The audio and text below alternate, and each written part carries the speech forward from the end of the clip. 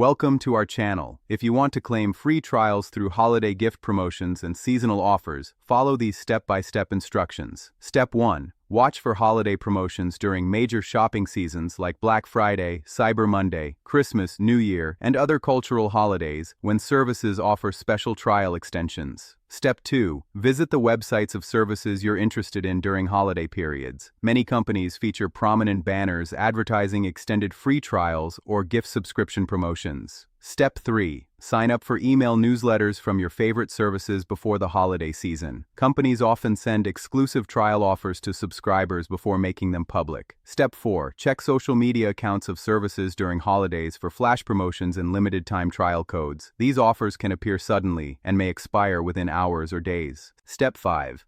Look for digital gift cards or gift subscription options that include free trial periods. Many services allow you to send gift subscriptions that start with an extended free trial. Step 6.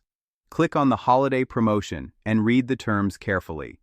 Holiday trials often come with longer free periods than standard offers, sometimes extending up to 90 days. Step 7.